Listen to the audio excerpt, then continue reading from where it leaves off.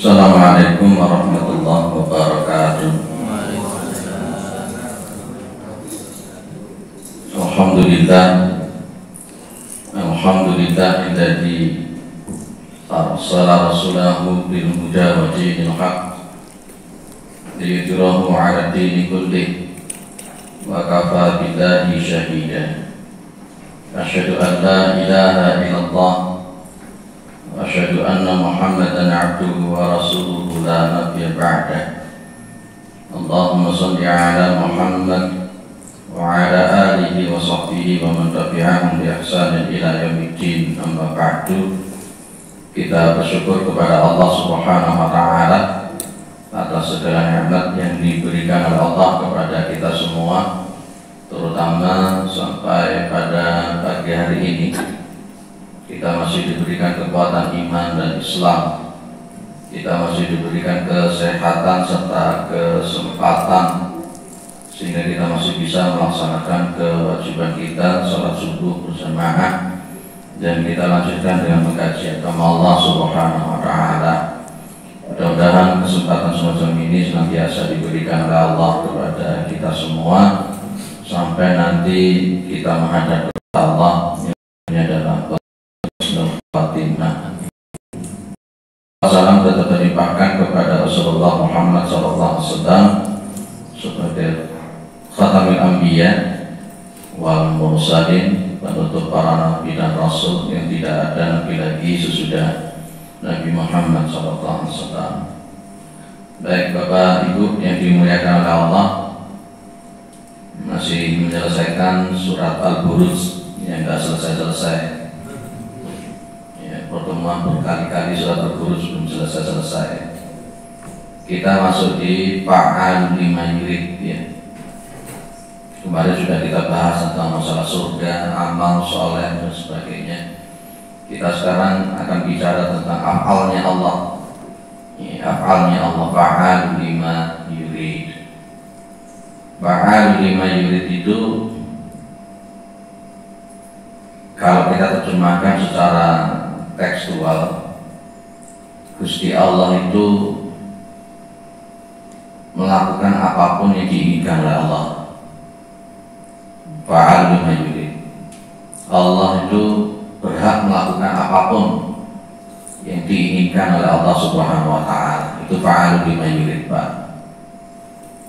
Fa'al lima yurid ini bagian dari al-maliknya Allah.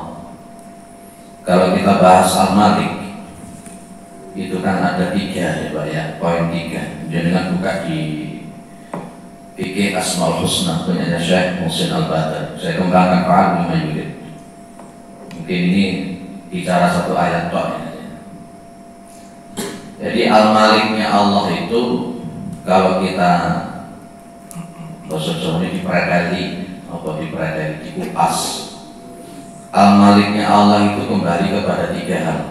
Kalau ini kan poin nomor 3. Poin pertama, Al-Maliknya Allah itu adalah kamalul qudrah, kesempurnaan, kekuatan, kekuasaan.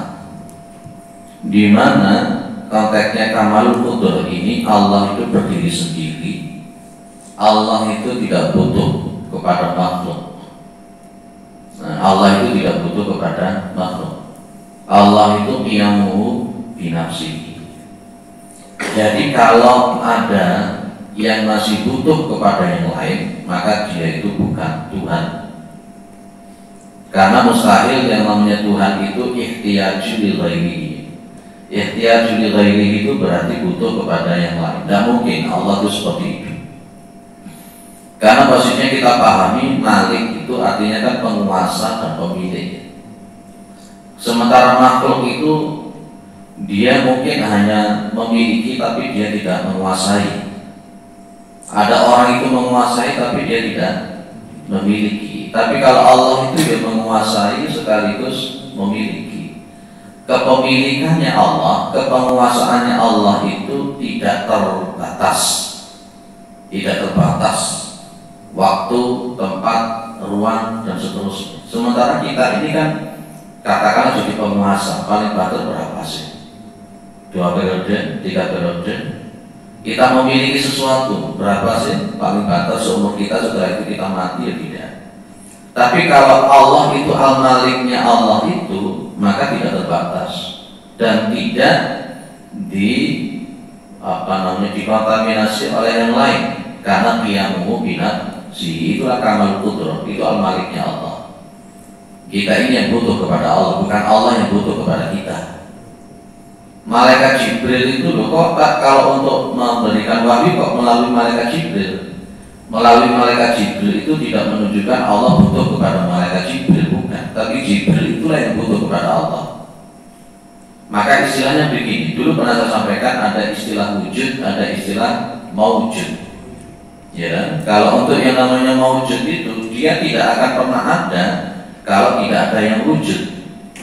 Yang namanya selain Allah itu adalah maujud, dia ada ketika diadakan oleh Allah Subhanahu wa Ta'ala. Sementara Allah itu wujud, adanya tidak diadakan oleh yang lain. Nah, itu al-maliknya Allah, poin yang pertama itu. Yang kedua, al-maliknya Allah itu adalah segala sesuatu yang selain Allah itu tunduk kepada Allah, baik sukarela ataupun terpaksa, dia tunduk kepada Allah.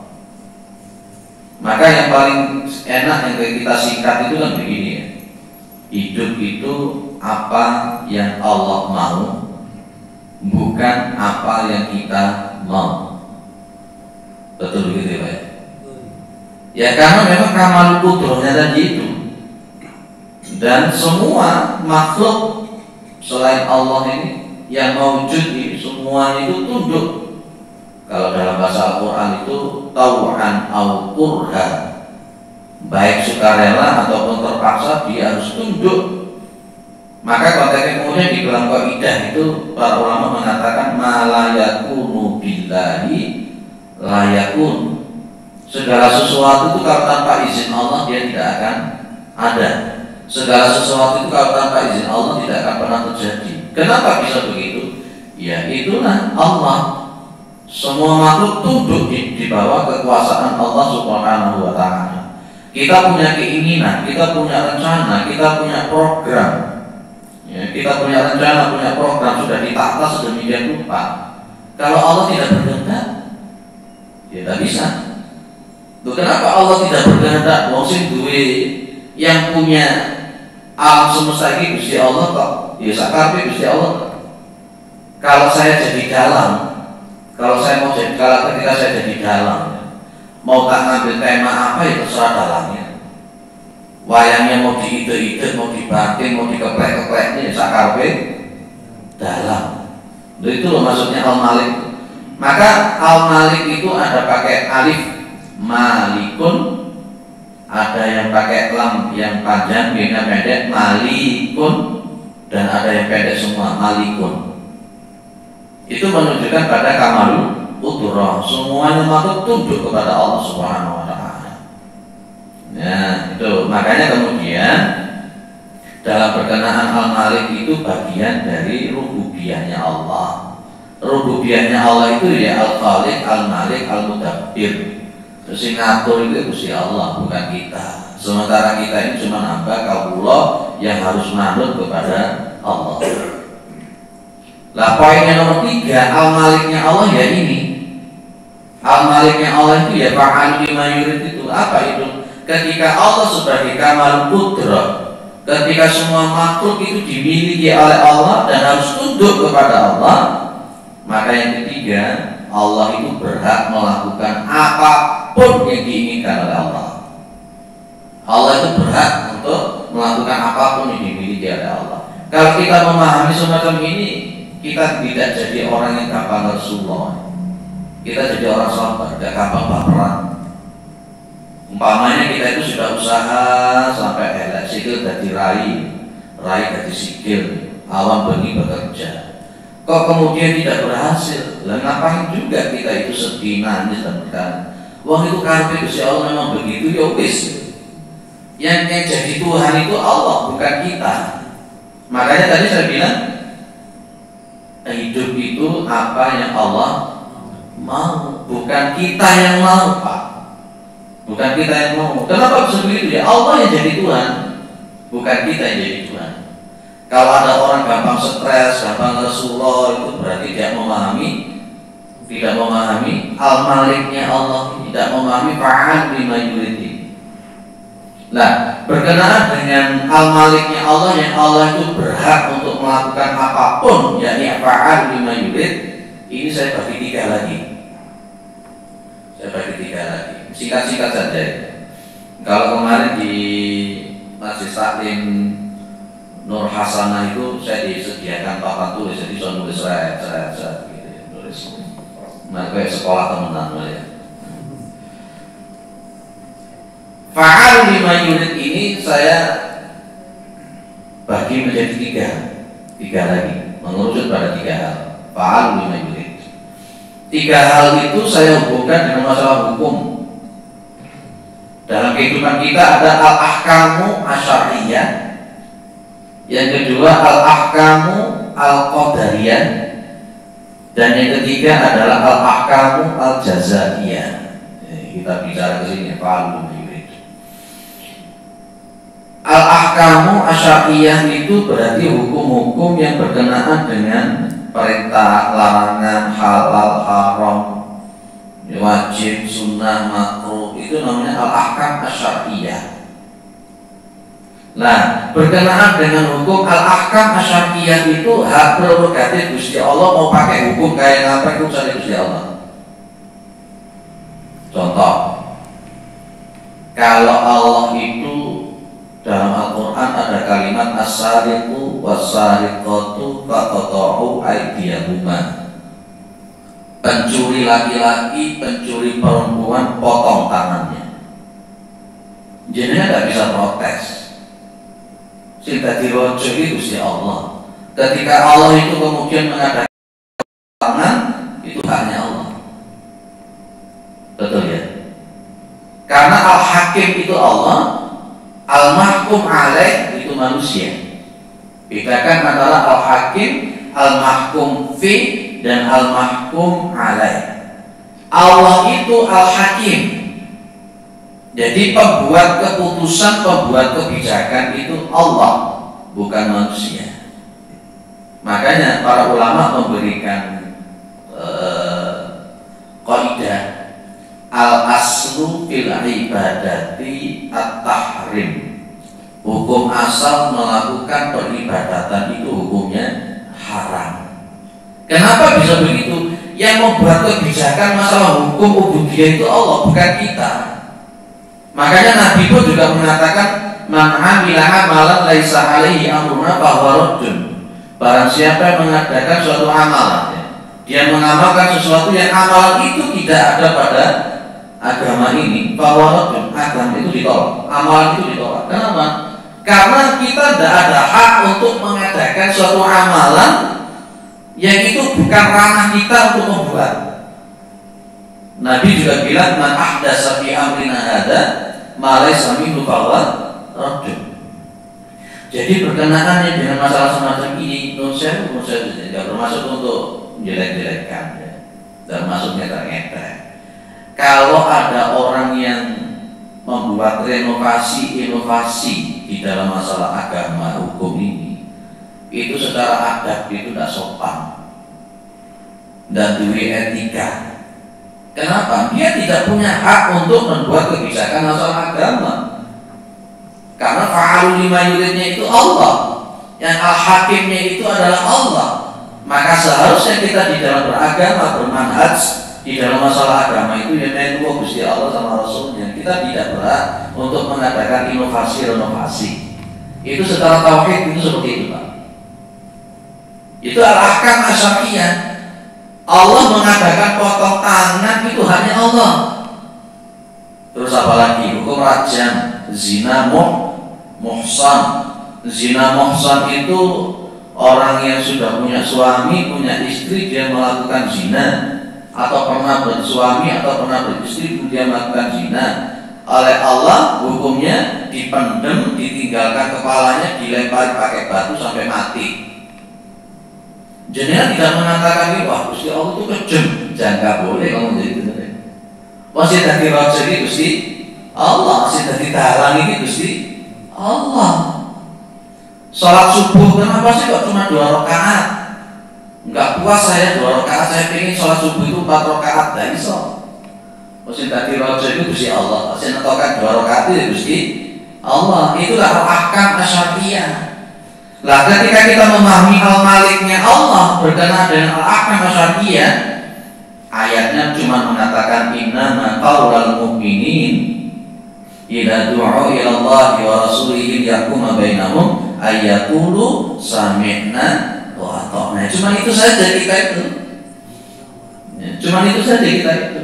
Maka tadi malam kita ngaji habis sisa sampai jam 9 jam 10 itu ada orang tanya gimana Pak posisinya. Saya bilang saya itu bingung, ini ulama ini ngomong ini, ulama ini ngomong begini, ustadz ini ngomong ini, ustadz ini ngomong itu. Saya jadi bingung mau ngambil yang mana. Saya cuma bilang tidak usah bingung, patokan beragama itu jelas. Syakaf tariku ummati ala talatati wa sab'ina firqah, saya bilang begitu. Nanti agama ini akan terpecah menjadi 73 golongan. Kulluhum finnar illa wahidah, semuanya akan masuk neraka kecuali cuma satu. Rasulullah ditanya siapa dia, man dia itu, maka Nabi cuma bilang ma'ana alaihi wa ashabi. Orang yang berpegang teguh kepada sunnahku dan yang berpegang teguh kepada thariqahnya para sahabat. Ya wis itu patokannya. Maka ustadz itu tidak bisa jadi patokan, kiai itu tidak bisa jadi patokan. Maka di dalam beragama itu tidak diperkenankan taklid, fanatis, itu tidak boleh. Kenapa? Karena patokannya bukan ulama, patokannya bukan kiai, patokannya bukan ustadz, patokannya juga bukan organisasi. Kalau kembali kepada al-maliknya Allah, karena yang jadi raja itu Allah, pembuat kebijakan Allah, jadi patokannya ya Allah. Itu loh Pak. Di dalam konteks kalau kita tidak memahami konsep al-maliknya Allah secara tauhid ini, kita jadi sampai naik dewi, jadi fanatisme, jadi apologis, pokoknya lek iki salah, lek iki salah, lek iki salah, sing bener aku dewi. Nah, ini berarti tidak memahami al-maliknya Allah. Tadi malam itu juga begitu ngaji habis sisa. Ada jamaah bilang, Pak, kita ini masjid kita ini dianggap susah. Loh, kenapa kok dianggap susah? Karena iktidahnya berbeda. Loh, iktidahnya berbeda di mana? Kita di sini rata-rata pakai Allahumma ba'id baini. Sementara mereka itu rata-rata pakai kabir. Katanya kalau pakai Allahumma ba'id itu susah, baik. Tak bilangin orang seperti itu kurang piknik. Dan memang menolak kebenaran itu ada 3 sebab paling utama. Orang menolak kebenaran itu ada 3 sebab utama: kesombongan, fanatisme, dan kebodohan. Ya, kalau orang sudah sombong, alamat menolak. Kalau ada orang sudah fanatik, alamat lebih sering menolak. Seperti di dalam Al-Quran itu fanatik kepada nenek moyang itu. Wa idza qila lahum ittabi'u ma anzalallahu qalu bal nattabi'u ma wajadna 'alaihi aba'ana. Dan ketika dikatakan kepada mereka, ikuti apa yang diturunkan oleh Allah, mereka akan mengatakan, wis cukup bagi kami mengikuti apa-apa yang kami warisi daripada nenek-nenek moyang kami. Itu yang pernah saya sampaikan kan? Ada di salah satu masjid di universitas ternama di Indonesia di Malang. Sama-sama satu ormas sebenarnya. Di UI Imam Syafi'i itu mensunahkan berwudu itu dari depan ke belakang, baru kemudian ke depan lagi. Setelah asar itu ada mau sholat, ada seseorang ikut ngaji lagi itu wudu. Ya wudunya batu etos yang diutek ting ting ting gitu ya. Ada jamaah yang bilang, pada saat tadi Pak Yai ini itu ngajarkan tidak begitu. Lah dia jawabnya, "Dong aku mulai cilik wuduku ya segini." Lah inilah termasuk kebodohan. Jadi menolak kebenaran itu ya faktor yang paling utama 3 itu tadi: sombong, fanatik, dan kebodohan. Kurang piknik kalau model semacam itu. Lah kalau kita kembalikan kepada al-maliknya Allah, ya sing dadi raja ya Allah. penguasa ya Gusti Allah, maka penentu kebijakan dalam masalah agama ya Allah. Jadi ustadz itu jangan kalau jenengan ngaji sama saya, jenengan jangan fanatik sama saya, tidak boleh. Jenengan ngaji sama ustadz siapapun, jangan fanatik kepada ustadz siapapun itu. Kenapa? Karena manusia itu tidak ada yang sempurna. Pasti ada mungkin kepleset-keplesetnya. Tapi kalau jenengan fanatik powol sama gurunya jenengan, jangan-jangan nanti malah mengambil dia itu jadi Tuhan selain Allah. Itu yang dilakukan oleh orang Yahudi. Ittakhadhu ahbarahum wa ruhbanahum arbabam min dunillahi. Dan masih ingat ayat itu ya? Surat At-Taubah ayat berapa ya? 27 kalau tidak salah. Kalau yang 24 itu bicara tentang masalah mahabbah. Mereka mengambil Tuhan-Tuhan, mereka mengambil pendeta-pendeta mereka mengambil ulama-ulama mereka Tuhan selain Allah. Ada seorang sahabat yang mu'alaf tanya, ya Rasul, saya tidak bersujud kepada ustaz, saya tidak bersujud kepada ulama, saya tidak bersujud kepada pendeta. Maka Nabi cuma bilang, mereka pendeta itu menghalalkan yang haram, mengharamkan yang halal. Kalian ikut tak? Iya, Nabi kami mengikuti dia. Itu mengambil Tuhan selain Allah itu. Ustadznya ngomong A dibela sampai tentean, meskipun ustadznya salah. Kiainya dibela mati-matian sampai siap perang bareng, walaupun kiainya salah, bertentangan dengan Al-Quran dan Sunnah. Ormasnya dibela tentean, padahal yang salah ini ormasnya. Itu jadi mengambil Tuhan ormas, mengambil Tuhan ustadz, mengambil Tuhan ulama. Jangan, tauhidnya itu Allah Al-Malik. Clear ya Pak? Suaranya tak buat, atau kayak muring-muring tak apa-apa. Jangan aja gak kantor. Gak kantor. Kalau bicara tauhid itu kudu dikencengin memang ya. Dan bicara tauhid, Pak, ini bicara tafsir atau tauhid. Kalau kita bicara tafsir itu mesti ada ayat-ayat yang berkenaan dengan masalah tauhid. Itu al-ahkam asyariyah, al-malik. Yang kedua, fa'al lima yurid, Allah berkehendak melakukan apapun dalam konteks yang kedua, al-ahkam al-qadariyah. Al-ahkam al-qadariyah itu apa? Hukum-hukum yang berkenaan dengan takdirnya wong. Sugih, melarat, kaya, miskin, bahagia, celaka, duitnya akeh, duitnya titik, loro, waras, sehat, gak sehat. Hak prerogatif Allah itu yang menentukan. Itu namanya takdir. Allah mau ngasih jenengan musibah, itu hak prerogatif Allah. Allah mau pengen jadikan jenengan sehat, itu hak prerogatif Allah. Jenengan sudah usaha, bekerja, memprogram, menschedule, bla bla bla bla gitu ya. Ternyata gagal usaha itu hak prerogatifnya Gusti Allah. Tapi kalau kita bicara tentang al-ahkam al-qadariyah, kalau jenengan lihat di dalam Asmaul Husna itu, Allah itu Al-Hamid. Al-Hamid itu apa? Belum ngasih Asmaul Husna ini? Sudah? Oh, baru mulai insyaallah. Kita apa yang pakai? Oh, Ustadznya ditodong pakai kitab biar kita pun juga punya referensi ya gitu.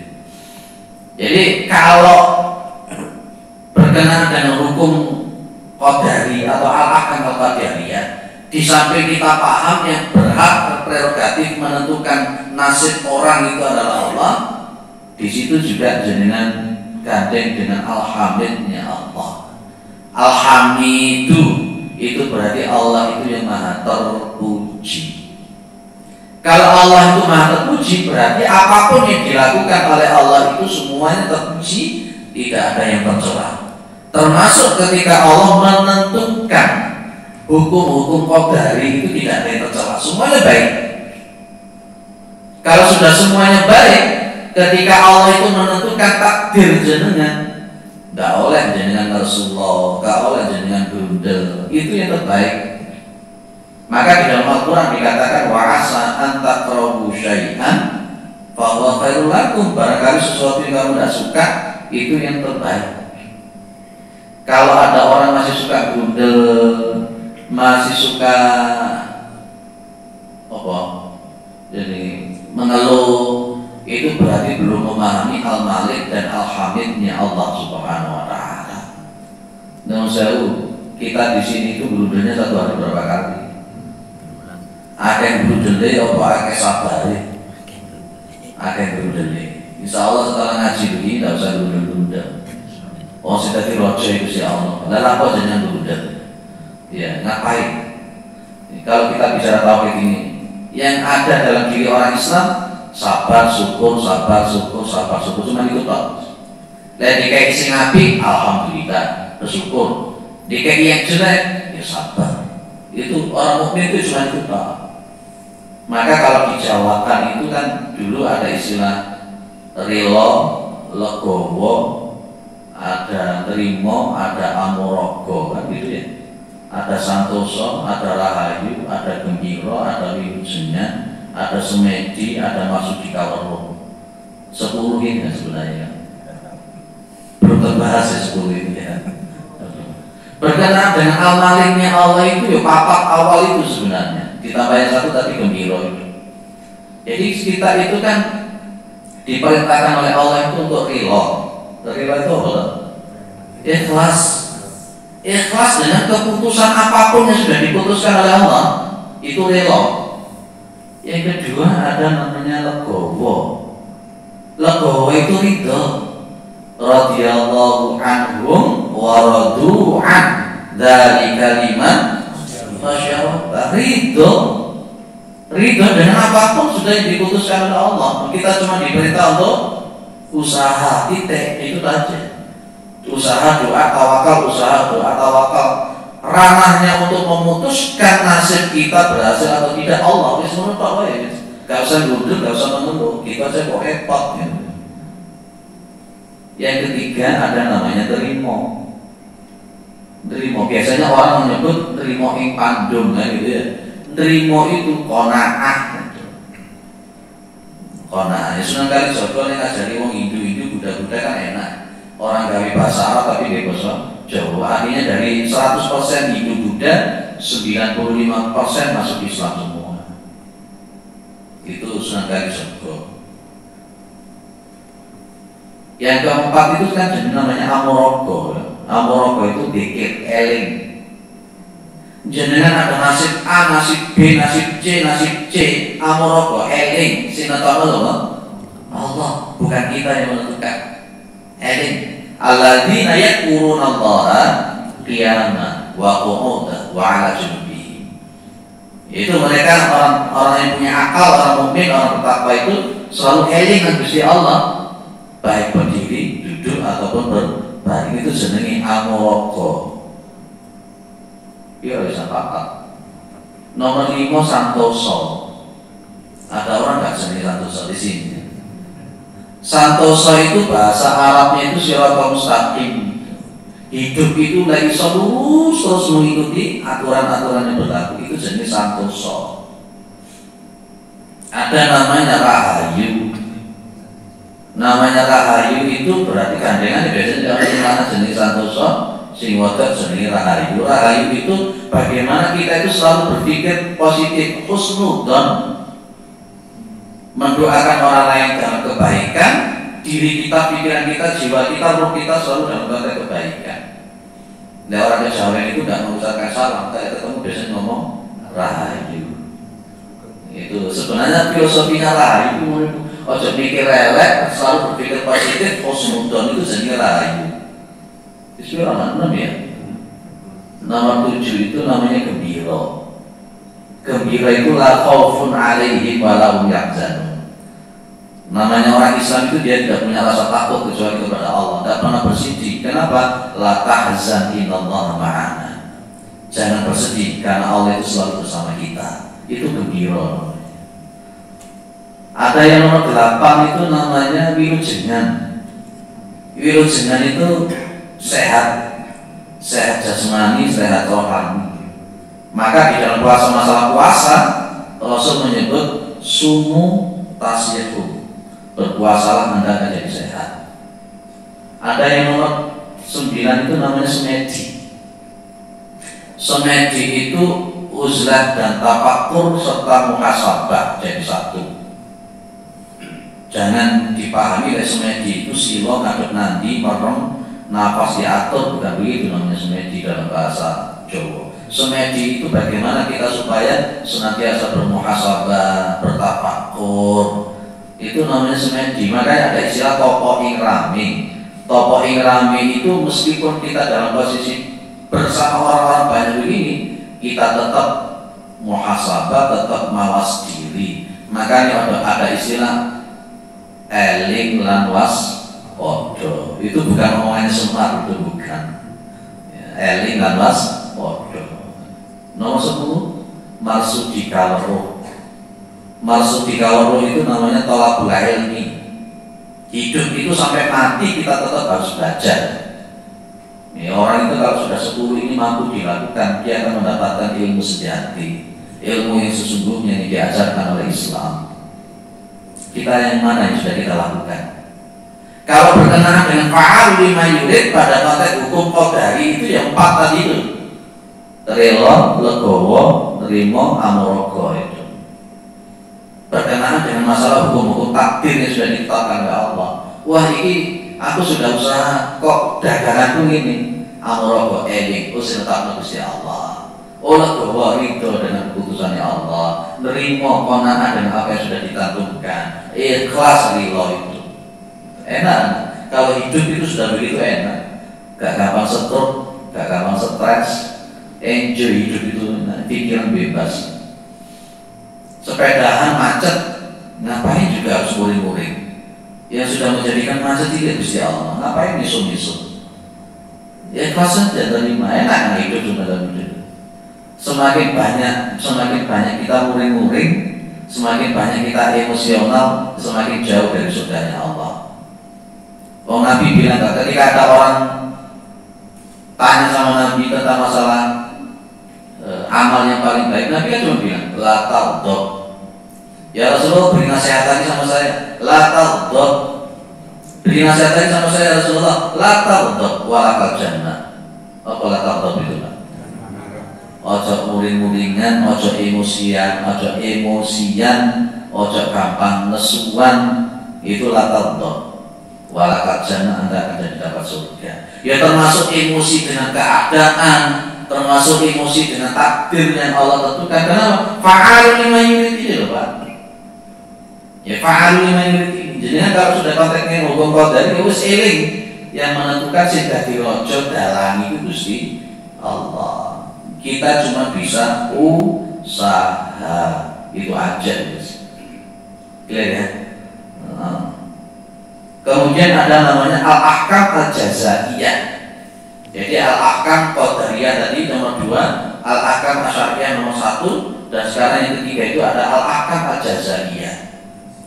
Hukum-hukum yang berkenaan dengan balasan, surga, neraka, pahala, dosa, itu namanya al-ahkam al-jazaiyah. Ada orang tanya sama saya, ngaji tauhid, Ustaz, ada wanita yang memberikan minum seekor anjing. Kok bisa masuk surga ya? Kok enak ya? Kok enak sekali hanya gara-gara memberikan seekor anjing air minum?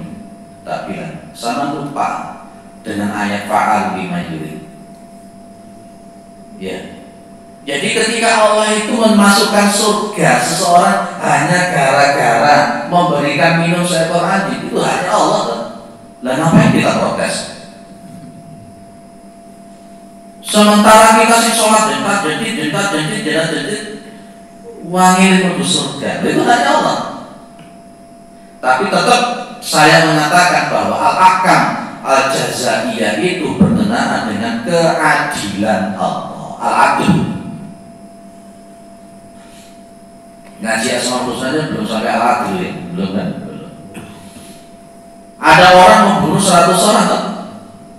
Sudah melakukan sesuatu belum? Belum. Masuk ke dalam surga. Resahkan Gusti Allah. Tapi hadis semacam ini jangan jadi alibi. Lain aku tak ngingkirin.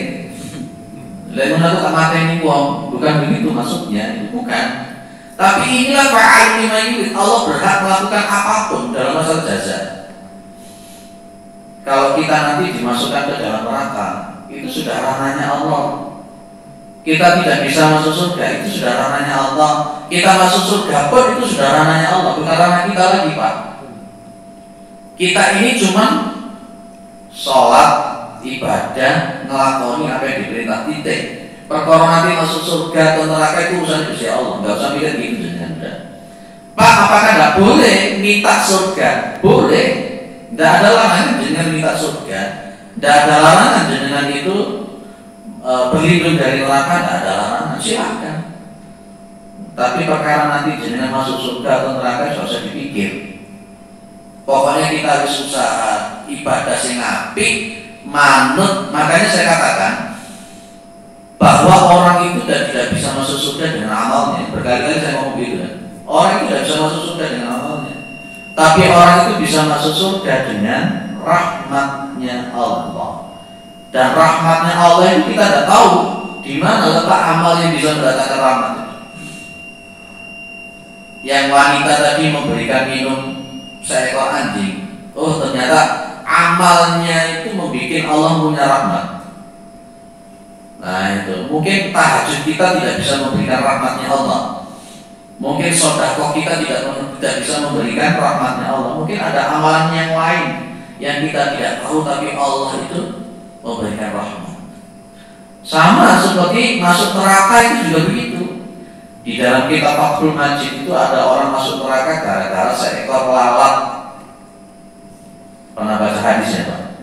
Masuk surga hanya saja gara-gara seekor lalat. Loh kok iso Pak? Tapi sebenarnya bukan lalatnya itu. Jadi kan ada suatu daerah itu ada premannya dalam bahasa kita itu. Setiap orang yang lewat situ itu dipaksa untuk memberikan persembahan kepada patung yang mereka sembah. Ada 2 orang lewat. Yang satu dipaksakan harus ngasih persembahan. Orang ini mengatakan saya tidak punya sesuatu untuk saya persembahkan. Maka sang preman-preman ini bilang, silakan memberikan persembahan walaupun dengan seekor lalat. Akhirnya boleh lalat. Dapat lalat 1, lalatnya ditaruh disembahkan kepada patung. Masuk neraka. Bukan karena lalatnya itu, tapi karena apa? Karena kemusyrikannya dia itu. Nah itu. Lah yang satunya, ayo kamu mempersembahkan seekor lalat. Dia ngomong, saya tidak akan pernah mau untuk mempersembahkan apapun itu sekecil apapun termasuk seekor lalat kepada selain Allah. Dipenggal kepalanya, mati, masuk surga gara-gara lalat. Loh itu loh Pak. Mungkin kita sholat, mungkin kita tahajud, mungkin kita puasa, tapi ada amalan yang membuat Allah tidak ridho. Mungkin jenengan masih percaya sama dukun, mungkin jenengan percaya sama paranormal, mungkin jenengan masih suka pakai jimat-jimat yang iklan-iklan penglarisan macam-macam. Allah tidak ridho, meskipun jenengan tahajud itu sampai elek badu sampai irun, Allah tidak ridho dengan kesyirikan yang dilakukan itu. Loh, jadi ketika Allah memasukkan orang ke dalam surga, Allah memasukkan ke dalam neraka, itu haknya Allah dan sesuai dengan keadilan Allah Subhanahu wa taala. Itulah fa'alu lima yurid. Wes. Jadi nanti lek mulai ditakoni ngaji ngaji apa? Sakarepe Gusti Allah, itu fa'alu lima yurid. Pena hidup itu ya semua begitu. Boleh gitu. Kita akan selalu berhadapan dengan keputusan Allah. Dibuat tulis di buku diingat-ingat. Hidup itu apa yang Allah mau, bukan apa yang kita mau. Itu jadi prinsip sudah. Kalau kita sudah memahami semacam itu, hidup itu enak sudah. Aku kudu teko sami ini jam 10 saya sudah datang sana. Lapan dilalah oleh Allah, dikasih macet dan sebagainya. Akhirnya sampai ke sana bukan jam 10 tapi jam 11. Yaitu karena Allah. Gak usah muring-muring. Gak usah muring-muring. Tetap usaha. Kita cuma bisa usaha. Yang menentukan Allah, cuma gitu aja. Jadi melakukan sesuatu yang enjoy. Yang tadi kata Sunan Kali sebetulnya lewat gembira. Oh, dia gembira saja. Itu cuma satu kali usah menuntut. Hadapi yang susah dengan senyum. Hadapi sesuatu yang tidak enak dengan senyum. Kenapa? Tauhid kita mengatakan, tadi sudah dikatakan Allah yang berkehendak semacam itu. Masa menuntut aja, utangnya ke, utangnya ke menuntut apa senyum? Mikir. Yang repot kita itu kan gini loh Pak. Pas lagi gak seneng ini kalau Gusti Allah. Tapi begitu, kalau kita seneng lali kalau Gusti Allah. Pas ketika gak enak kayak gini dengan Gusti Allah. Akhirnya Gusti Allah itu tambah butuh begini. Lu tahu mengenal itu? Hak itu. Kita ini seringkali menjadikan Allah sebagai tambah butuh tok. Itu terlalu. Termasuk di dalam bangga kita beribadah itu orientasinya selalu materi. Sholat saya sini lancar, sholat saya oleh buju ayu, sholat saya penggaweane penak. Lah kok ngono sih? Padahal 24 jam. Ya tiap menit, tiap detik Allah itu sudah ngasih fasilitas yang luar biasa. Sementara jenengan diminta untuk 5 kali sholat, ngono kok sih belum puas dengan yang sudah diberi oleh Allah. Jadi artinya sholatnya itu sholat bersifat materi. Akhirnya kaya ya sungguh lah kayak saudara nih. Itu makanya yang disebut dengan menyembah kekosongan. Kaya macam bumbung gitu. Jobone kayak tebel tapi jadinya kok kosong. Karena apa? Ibadahnya tidak iya karena butuh, wah iya karena saling selepas. Karena sholatnya itu kepingin duit, kepingin rezeki, kepingin apa itu tidak ada apa-apa, tidak dapat apa-apa itu nanti. Makanya fawaidul lil musallin alladzina hum an sholatihim sahun. Yang kemarin sudah saya sebutkan ada sembah apa masih ingat? Sembah rogo, sembah cipta, sembah rasa. Terus lari belum supaya itu bisa sampai nih. Oh belum ya. Masjid sebelah. Terus kapan-kapan nanti saya sampaikan itu. Insya Allah nanti masih ada sembah. Sudah jam kurang 10. Ada yang disampaikan? Hidup itu kemauannya Allah. Apa? Hidup itu kemauannya Allah. Betul. Kemauannya Allah. Kemauan Allah. Mereka orang bekerja kemauannya. Baik, ini sudah saya paparkan ada muncul pertanyaan semacam itu. Perbuatan jahat itu kemauan siapa? Apakah kemauan Allah? Apakah kemauan daripada diri manusia? Kita harus ingat ada istilah fa'alhamaha fujuraha wa taqwaha. Jadi secara hakikat semuanya itu Allah. Secara hakikat semuanya itu Allah. Dan kemudian Allah itu dengan kehendaknya fa'al lima yurid, orang ini tak beri fa'alhamaha fujuraha wa taqwaha. Dan kemudian Allah memberikan kemampuan kepada dia untuk memilih fujuraha wa taqwaha. Ya, pada dasarnya kemudian dia sesuatu yang tidak proporsional sesuai dengan yang dikehendaki oleh Allah, akhirnya dia melenceng. Maka pada dasarnya perbuatan jahat itu dari manusia itu sendiri. Dan Allah itu menginginkan sesuatu yang baik. Secara hakikat Allah menginginkan yang baik. Tapi kemudian Allah itu ikut fujur deh. Ikut takwa, ini masyiah namanya. Apa namanya? Masyiah. Makanya dalam Al-Quran dikatakan faman sya'a fal yu'min, faman sya'a fal yakfur. Maka kalau dia itu berkehendak jadi kafir, silahkan kafir. Kalau dia itu berkehendak mukmin, silahkan mukmin. Ini menjadi bukti bahwa Allah itu takdirnya Allah memberikan kemampuan kepada manusia untuk memilih dan memilah mana yang benar, mana yang salah. Allah sudah memberikan ini panca indera, ini hati, ini Rasul, ini kitab Al-Quran. Silahkan kamu menentukan sendiri, gitu Pak. Tapi secara hakikat semuanya ya Allah, gitu Pak. Secara hakikat semuanya ya Allah. Tuh, makanya setan itu innama ya'murukum bis-su'i wal fahsya'i wa an taqulu 'ala Allahi ma la ta'lamun. Karena di dalam diri manusia ada beberapa sifat. Sifat hewan, sifat binatang buas, sifat setan, dan sifat ketuhanan. Itu di dalam diri manusia. Jadi kalau orang nyolong nggak bisa, apa kok nyolong? Ini takdir. Nggak bisa dia ngomong begitu. Kamu kok ngerampok, kok gak sholat? Ini takdirnya Allah saya begini. Nah, secara hakikat memang Allah gitu ya. Tapi Allah punya takdir bahwa dia dikasih kemampuan untuk memilih dan memilah. Itu sudah. Clear ya Pak? Melanjutkan pertanyaan tadi. Manusia itu diciptakan kan dalam kondisi lemah. Tadi disampaikan bahwa Allah itu memberikan petunjuk kepada siapa yang dia kehendaki. Jadi Allah sudah memberikan pilihan, ini jalan lurus, ini jalan bengkok. Kita dalam posisi lemah, dan itu pun kan kita memilih pun kan atas petunjuk Allah. Nah, ini Allah juga memberikan petunjuk pada orang yang dikehendaki gitu. Nah, ini akhirnya kita berpikir bahwa orang yang belok dan orang yang lurus ini sudah karena kehendak Allah juga gitu. Karena ini bikin belok ya kehendak Allah, yang bikin lurus ya kehendak Allah gitu.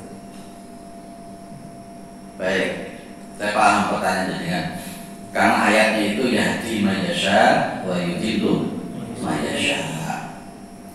Kalau semuanya itu dalam konteks orang-orang tasawuf qalsafi kayak seperti Ibnu Arabi, seperti Jalaluddin Ar-Rumi, ya seperti siapa lagi itu Junaid Al-Baghdadi, Al-Halaj apalagi, pendapatnya seperti jenengan itu. Jadi ibaratnya kalau Ibnu Al-Arabi itu menyebut, tapi ini memang tasawuf falsafi semacam ini kalau disampaikan kepada orang awam jadi hancur nanti. Kalau orang itu tidak bisa memahami sesungguhnya, kayak seperti murid-muridnya Syekh Ma'abam itu jadi keliru kabeh. Kalau Ibnu Arabi, saya sampaikan agak panjang sedikit ya. Ibnu Al-Arabi itu mengatakan bahwa semua makhluk yang ada itu adalah manifestasi dari Tuhan itu sendiri. Beliau mengajarkan begini, ini zat, umpamanya kita itu di tengah-tengah sebuah ruangan. Di ruangan itu ada cermin. Ya kan? Sejatinya itu adalah yang di tengah, yaitu saya. Sementara yang di cermin itu adalah manifestasi dari saya. Nah, dunia alam semesta ini menurut Ibnu Al-Arabi termasuk manusia, jahat, benar dan sebagainya itu yang di cermin itu. Kalau umpamanya saya yang di tengah ruangan tadi itu ngangkat tangan, maka yang di cermin itu juga akan mengangkat tangan. Ya, tapi di cermin itu kadang-kadang tidak proporsional. Ketika jenengan melihat cermin yang di belakang, maka yang kelihatan hanya punggungnya saja. Kalau jenengan itu melihat cermin yang di sebelah, jenengan hanya melihat sampingnya saja. Inilah yang tidak proporsional, inilah kejahatan itu nanti. Karena dia sang manusianya itu tidak proporsional di dalam pengambilan syariat seutuhnya. Jadi sebenarnya namanya hidayah itu semuanya sudah dikasihkan oleh Allah. Cuma kemudian manusianya itu tidak seperti itu. Lah, itu yang dikatakan oleh Ibnu Arabi. Sehingga kalau Ibnu Arabi itu mengatakan yang orang jahat itu ya pada dasarnya hakikatnya ya Gusti Allah menakdirkan menjadi itu. Itu Ibnu Arabi. Tapi kalau untuk ahli sunnah wal jamaah seperti Imam Al-Ghazali, betul manifestasi dari Allah tentang jahat itu. Tapi Allah juga punya kehendak ketika manusia itu diberikan pilihan, sementara pilihan datang dari Allah, kehendak juga datang dari Allah. Itu loh Pak. Jadi berbicara tentang macam ini memang berat. Tapi bagi orang yang langsung saklek memahami ilmu seperti Ibnu Al-Arabi, seperti dipahami Ahmad Murad 4 muridnya Sayyidina Jenar, ketika membunuh 300 ulama, ketika dia dikatakan, kamu kok membunuh 300 ulama? Ini perbuatan Tuhan, karena Tuhan bersatu dengan saya. Hancur. Nah, jadi kalau mau dalam posisi pemahaman yang hakiki ya Ibnu Arabi, Al-Halaks itu, Jalaluddin Ar-Rumi dan seterusnya. Tapi yang agak tengah-tengah yang agak bisa dipahami oleh orang awam itu yang Al-Ghazalinya itu. Nanti ketika saya mengatakan pendapatnya Ibnu Al-Arabi, itu rusak. Loh aku nyolong berarti yo. Nah itu Pak. Itu tasawuf falsafi. Makanya nanti kalau yang namanya Ibnu Al-Arabi itu wiritannya bukan la ilaha illallah, tapi wiritannya adalah la ilaha illa ana al-haq. Dia mengatakan begitu Ibnu Arabi. Termasuk Syekh Dinar mengatakan ana al-haq.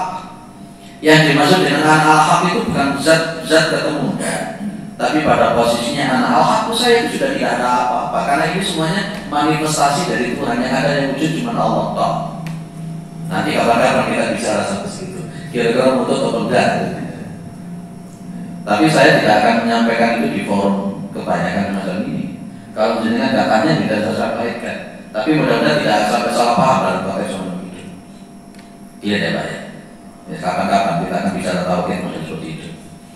Termasuk menggandeng kaulan Gusti itu apa sih maksudnya? Termasuk wahdatul wujud itu apa? Hulul itu apa? Kenapa kok hal-hal itu sampai dihukum mati itu apa? Kenapa Syekh Jenar itu sampai seperti itu? Kapan-kapan kita akan bicara seperti itu. Tapi memang kalau untuk bicara semacam itu harus butuh syariatnya harus pas, tauhidnya harus pas. Kalau tauhidnya nggak pas, syariatnya nggak pas, nanti malah liru kabeh gak karuan. Engko jenengan pilih wong terus, kok tak pilih wong terus? Ini perbuatannya Allah, ini takdir Allah. Gitu nanti. Ya, itu jawaban saya Pak. Cukup Pak? Baik. Ini baru paham ini. Kapan katanya kita bicara? Terus buka sakatan-katanya ya. Ya mudah-mudahan nanti dengan memahami ngaji Asmaul Husna nanti setidak-tidaknya mungkin ada pencerahan-pencerahan tentang masalah tauhid. Ya, pencerahan tentang masalah tauhid semacam itu. Di samping hari Sabtu ketika kita bicara tauhid, nanti kita bicara yang banyak nanti masalah seperti itu. Baik, mudah-mudahan kita bisa memahami intinya. Wis urip iku sing sabar, ojo gampang Rasulullah, ojo gampang mengeluh, karena yang jadi Tuhan, yang jadi dalam, yang jadi raja itu adalah Allah. Allah berhak untuk melakukan apapun yang diinginkan oleh Allah.